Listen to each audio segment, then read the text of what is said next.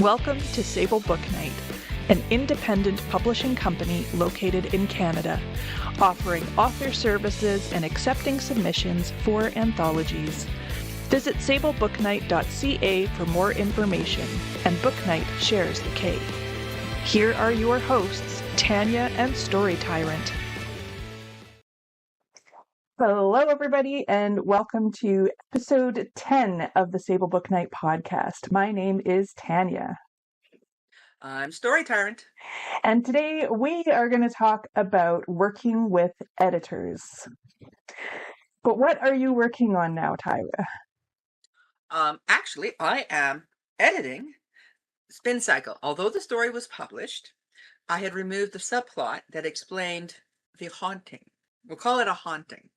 And I am now putting that back in because the feedback I've received from people is they preferred the story with the subplot back in. So this is a form of editing where you've altered a piece for a publication, and the rights are mine again. So, and I'm going to put back in the subplot. Nice. I like it. I am working on formatting Red Rain, and I've hired Get Covers to do the cover design. So I'm waiting for that back before I can finish the formatting because I want to kind of see what fonts they have on the cover so that I can try to match or get something close to it for the title page. So that's kind of what I'm working on now. All right, so editing, Tyra. Yes, last time we talked about self-editing, and all the same rules like LY words, all that stuff still applies. But you've self-edited. Now you have to get it looked at by someone else. And if your mother is a retired editor or is brutally honest, then sure, your mom will do. Otherwise, no. I always like to do a combination of peer editing and then a paid editor. Yes. I actually joined a writers group called Lovers Knot years ago. It's KNOT, wonderful group of ladies. It was a romance writing group. This is what they focused on. But they were also a fantastic resource for editing. So almost all my stories have a romance subplot. Now, I'm not picking on romance writers. It's not my genre. Not everybody writes every genre, and I'm a proud genre writer, but I don't really write romance as a primary plot. I do use it as subplots. But the skills these women have and their feedback was wonderful. One of the things you may join a writer's group for, or just to get together with writer friends for, is editing. But be honest, do you need peers? Like, I did not feel I was a peer with this group when I entered that group and I joined it. I was learning. I was the Padawan, and they were the masters, and they very quickly, they took me under their wing. They were wonderful ladies, and the group did dissolve, sadly, but it was amazing, like how they organized and how they gave you shortcuts, and the feedback I got there is excellent feedback, and it taught me a lot. Yeah, I found that a lot when we did the Selkirk Library writing group. That's where I learned probably the most about writing. Yeah, having peers who write, having friends, and they don't all have to be writers. We have our mutual friend, Amanda, who has worked very hard to learn editing. And although she has no interest in writing, it's not something that she feels she has a vocation for. But at the same time, she's a voracious reader, and she actually loves editing. Like, she catches flaws in stories all the time, and she would talk to us like, "Oh, I just read this in this book. Did you read it?" I said, "Well, no." She says, "Well, this was a mistake, and this." I'm like, "You're a natural editor." Yeah, she does a great job.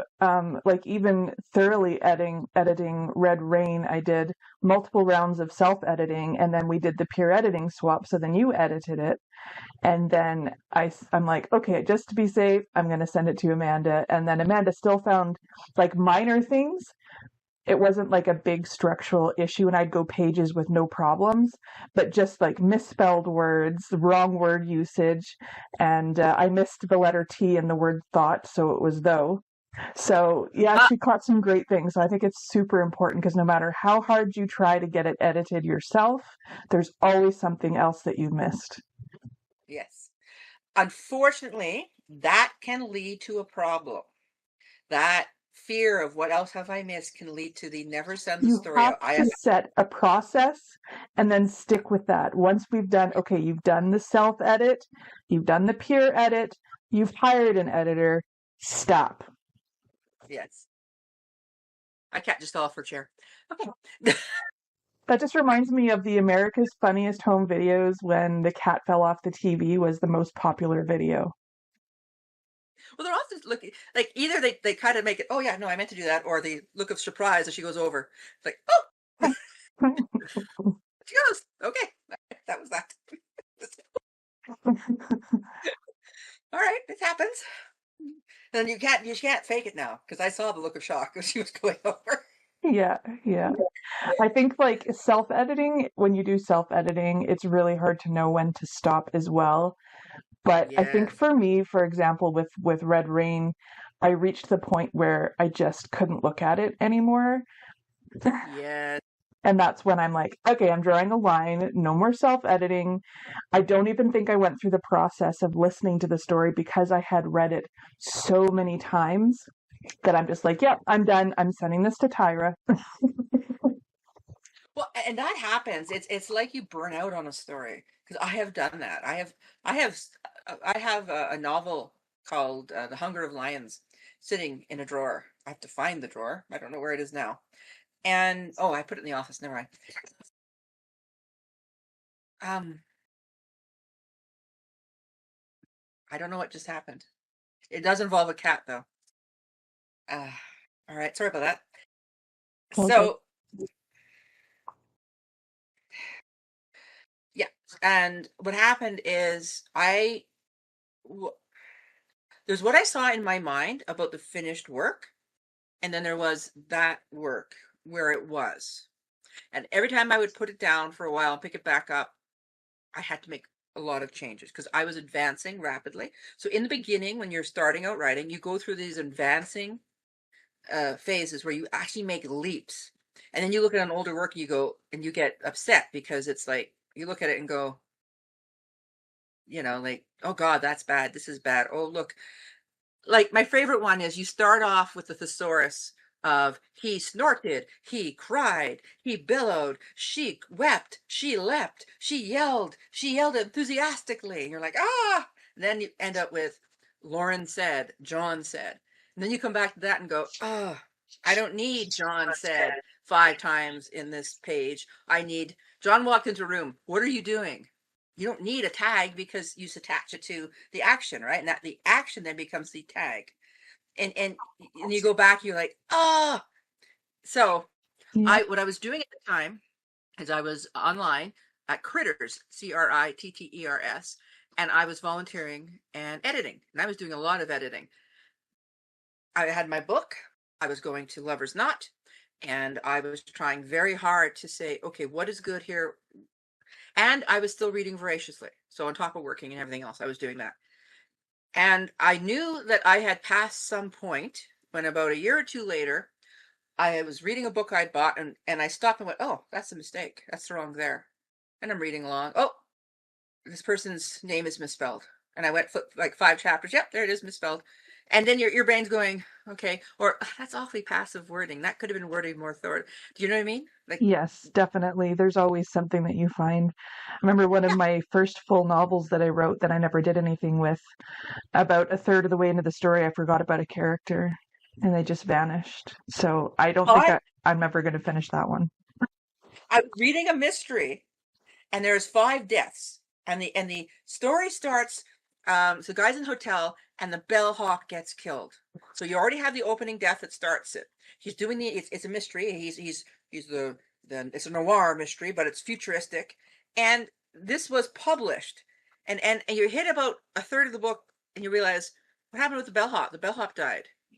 Like, bellhop is the reason you had to go and do all this other stuff, because why would someone, you're pretty sure the bellhop who was delivering something to your room was killed because they thought it was you. Someone thought it was you because the bellhop was killed in his room. So it's not even, this is an important death. This is not it hinged the plot. It moved the plot.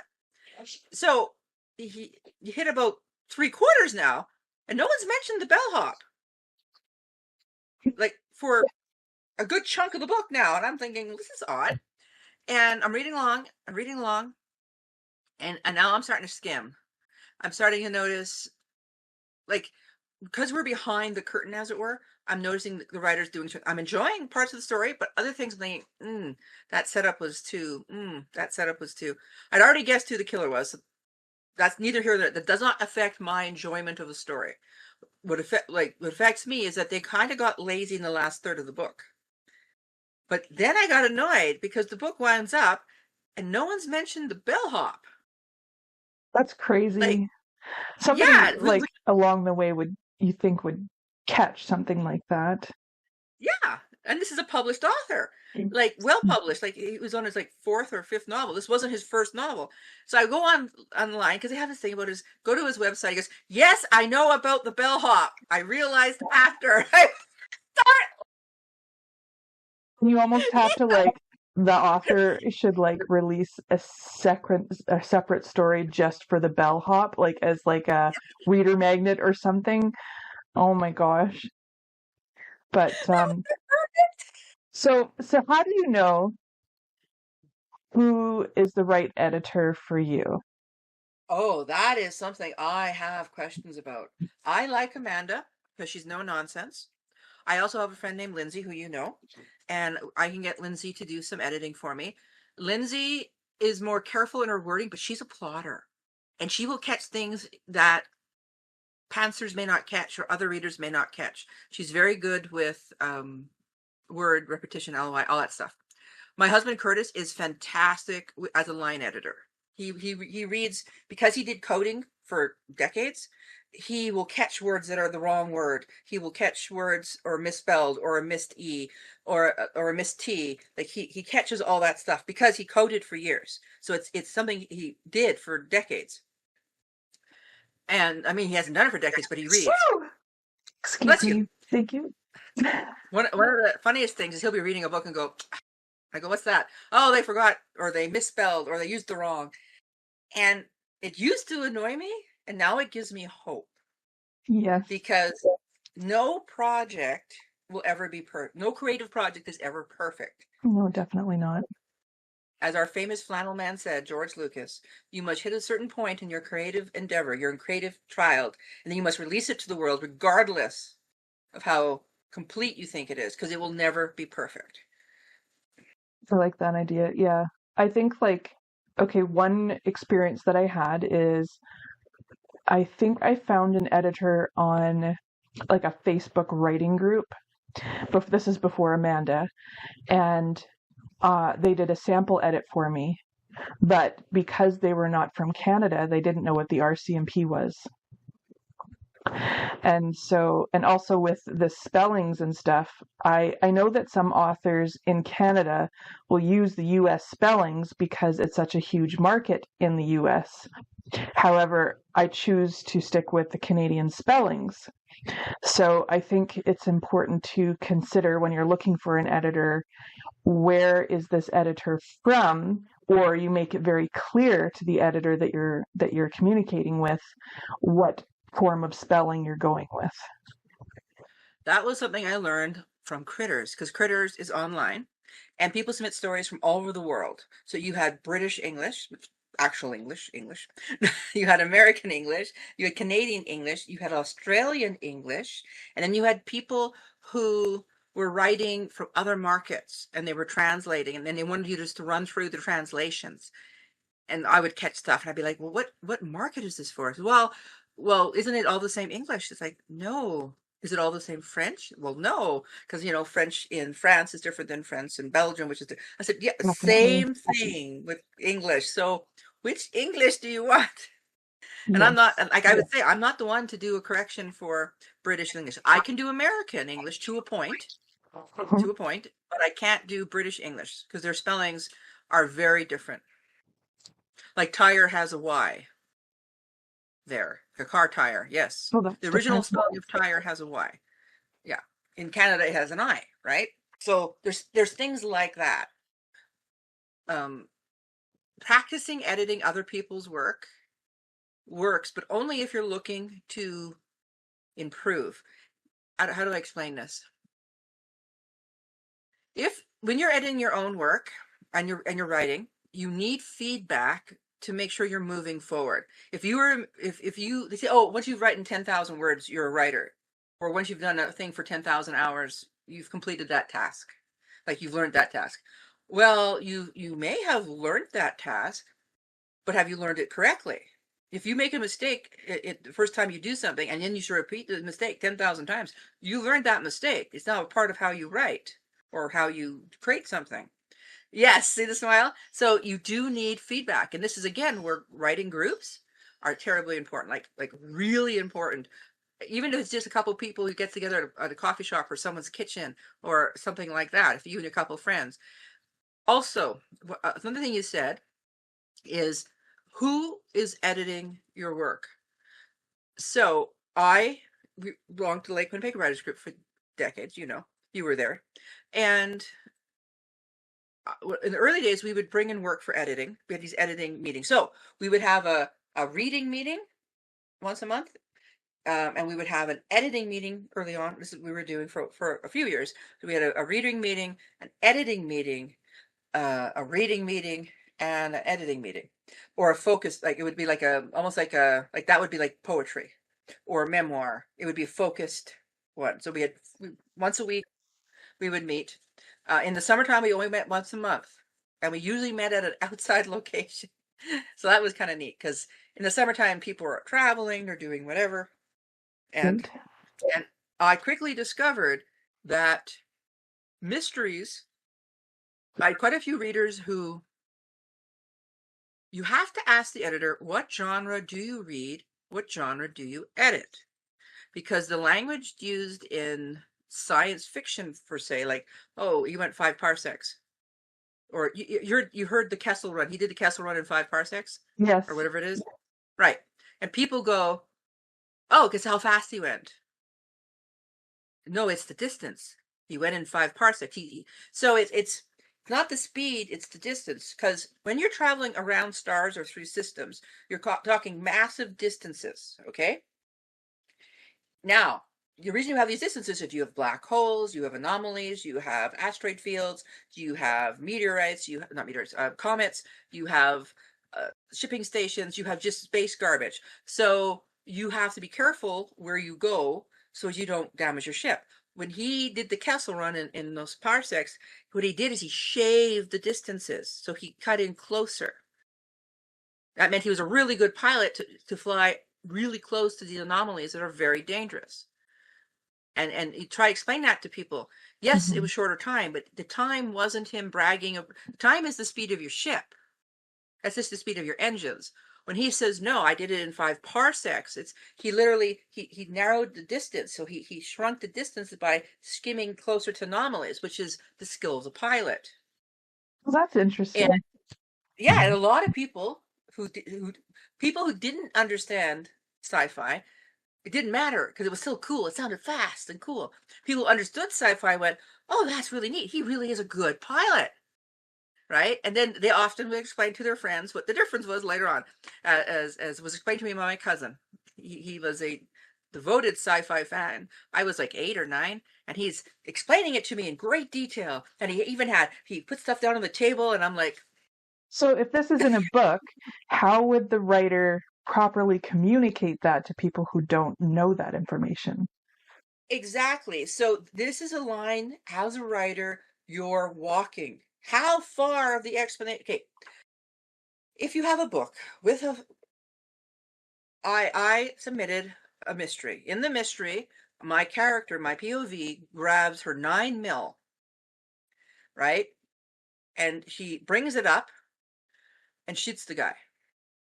And I had one of the readers say to me, what's a 9 mil? Like, I said, 9 mil if you is a shoot gun. if you're saying that you shoot, then anybody Yes. should know that that's a gun. Yes. And I mentioned that, but she said, but it confused her. I said, why would, I said, yes, but she brought it up out of the holster. Well, actually, she runs it up from under this, between the seat, and she shoots the guy. Okay. And I said, then you know it's a gun. Yeah, but what kind of gun is it? I said, well, if you are really interested, you could actually go and look it up. She goes, yes, but it's confusing to me. So why is it confusing to you? And she says, because he shoots him with a 9mm. That's a measurement. I said, yes, it's the barrel, it's the bullet, or the 9mm is the diameter of the bullet. Diameter of the bullet. I'm seeing it in my head, but I couldn't remember the word diameter of the bullet. And it fits down the barrel. Anyways, she was so caught up on this, she couldn't let it go. And I said, tell me, she said, I need you to explain more about this more. I said, earlier in, she took the gun out of the case, loaded it, and put one in the chamber. She goes, yes, that was very confusing. And why didn't she have to take the safety off? I said, because many 9mm do not have a safety. And she is not a police officer. And she says, I'm not a police officer, hence the one in the chamber. Which means that gun is hot. It's ready to fire. You pull that trigger, you're shooting someone. Right. That makes sense. Yeah. There's no So you got to pulling back find, the hammer. you have to decide how, if it's something that the reader can understand. Obviously, this individual didn't quite grasp the fact that because you were shooting somebody that it was a gun. Well, and this is where I said to her, sorry about that, Okay. do you normally read mysteries? She said, no, I do memoirs and I do some light romance. And she did light romance, some light romance. She did memoirs and she did essays, a lot of essays. And I said, okay, so this is not your genre. Like, you don't read this genre. And she says, I said, I'm still looking at your feedback, but you do not read genre fiction and you don't read this genre in particular. She So says, she's yes. not your audience. She's not my audience. And this is where you're walking a line. So when you're asking an editor, what do you edit? Oh, I'm a genre editor. What genres? Do you edit horror? Do you edit science fiction? Do you edit mysteries? What is it you edit?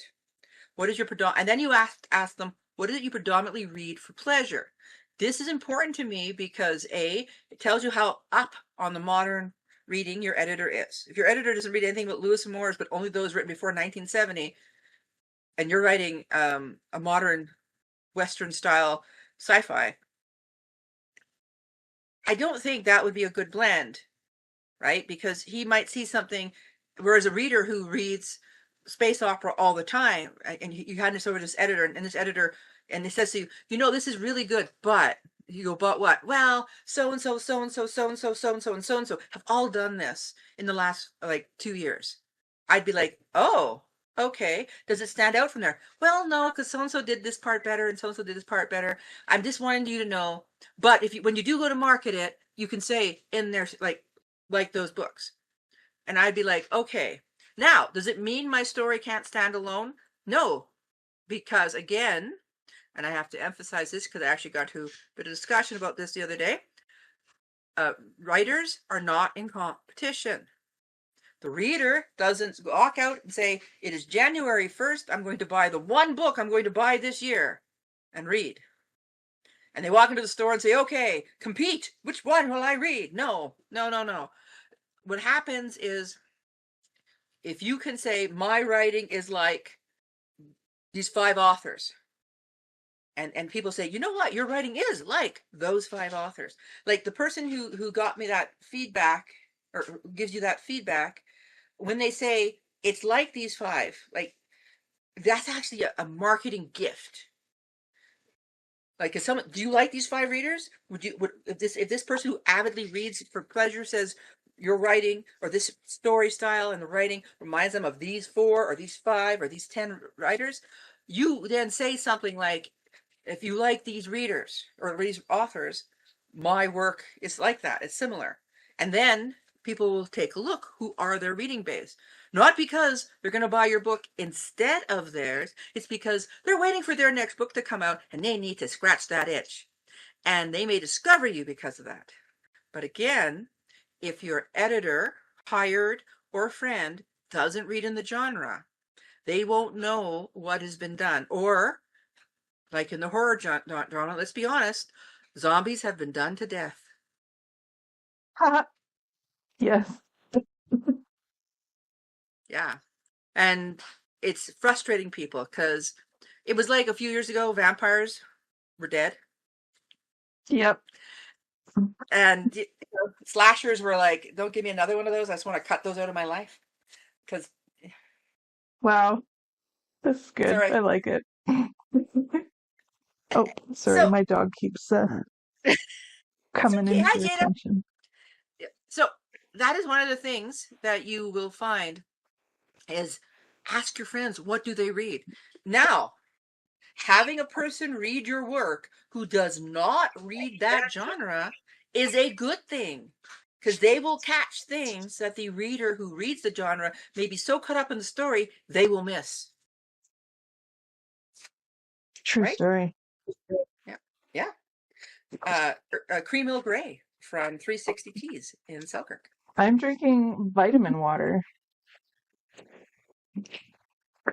Well, is there anything else in the last few minutes that you would like to discuss about having your work edited by somebody? Talk to whomever you're going to have editing. Ask them. Sometimes you should recompense them in some way, i.e. we swap stories. I edit for you, you edit for me, I edit for Lindsay, she edits for me. Amanda, I like to actually give her like something, even if it's just buying her a lunch, right? We try to pay her for her time in some way. That's the other thing. If you have two of your friends read your story and they're going to put a few hours in, at least buy them lunch or supper or something. Yeah, I usually pay her by project and she gives me the amount afterwards based on how much work was required. So we have an agreement with that. And most of it that I've had her edit is short stories, so it might be different when we do a full novel. Yeah, but she's good. She catches stuff. Yeah. So it's important to pick someone who you can talk to. Also, if the person intimidates you, that's not a good relationship. If you intimidate them, not a good relationship. No. No, I think there So needs to be some understanding, and I think, excuse me, I don't know what I was going to say. It's okay, carry on. So editing for someone else, bring it to your group, get other people to get feedback. Do not consider the group editing the beginning and end all. You do need a few sources of feedback. I would say 3 should be something you're aiming at, but also don't edit to death. Like, I have a story, 20 years now it's been kicking around, 15 years, right? It's been edited and edited and edited and edited and edited and edited. You need to let it go. Yeah, I do. I don't want to look at it anymore. That's the problem, right? I just, like you said, you get to this point, you're just, I don't want to look at you. I don't like you anymore. I hear you. Yeah. Okay. So, do you have any homework? Yes. Try to find, for your writing, look around for groups or people, or run an ad and ask who can edit. Look in your circle of friends, find out what genres they read. Remember, some who read in the same genre are good, and 1 or 2 people who don't read in the genre. At least get one of them to give you some feedback. It's also good. And try to find a group for editing. Try to find an online resource for editing, perhaps Fiverr or one of the other places. If you do submit a story, find out if they supply editing services. What kind of feedback you want to get? What are the expected? Some people don't expect to give you any feedback. Others expect to give you feedback.